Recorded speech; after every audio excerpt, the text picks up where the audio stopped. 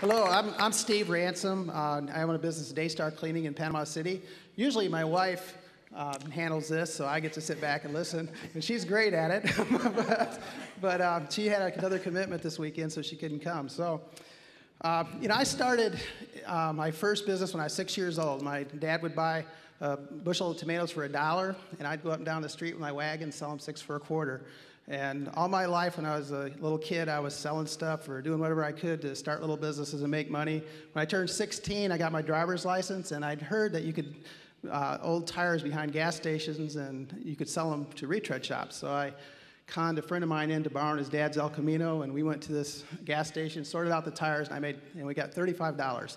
My cut was about $12 because it was his car.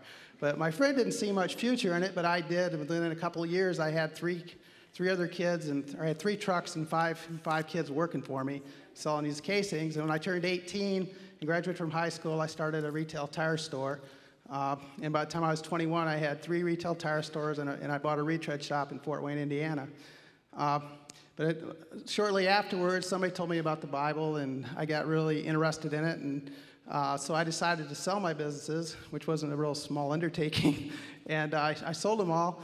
And I went to a Bible college for 4 years, and I really saw that my strengths were in business.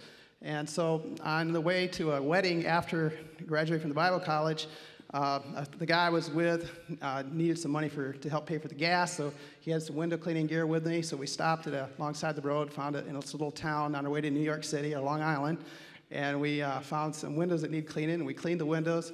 And so he could help pay for the gas. We went to the wedding, and on the way back, I was going to move to Dayton. He taught me how to clean windows, and so I started a window cleaning business and shortly got into carpets and floors.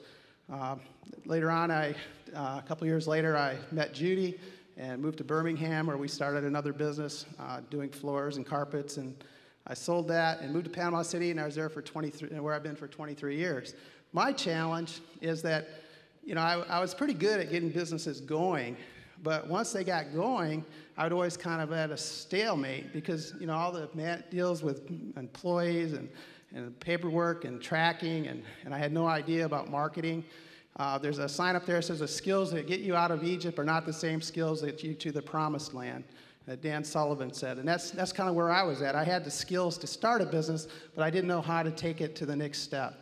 And that's where Joe and Piranha Marketing has really helped me, because it's taught me the value of having coaching, the value of having mentors, the value of lately about the Genius Network, where I can pick up the phone and I could call somebody like Dave Kiter. He doesn't even know he's on my Genius Network, I don't think, because I never sent him the card, but I call him anyway. and I say, so that every time I have a problem, I call him up, or I call Rob, or I call Jeremy in Alaska, and I get ideas for doing marketing for restoration. I mean, that's a great asset. And then we're exposed to people that know how to do modeling, things that are beyond my I never even thought about before. And we're exposed to Bill Phillips. I mean, I always think of him as helping me learn how to work out and inspiring me, but selling a $300 million business, that guy knows how to do business too.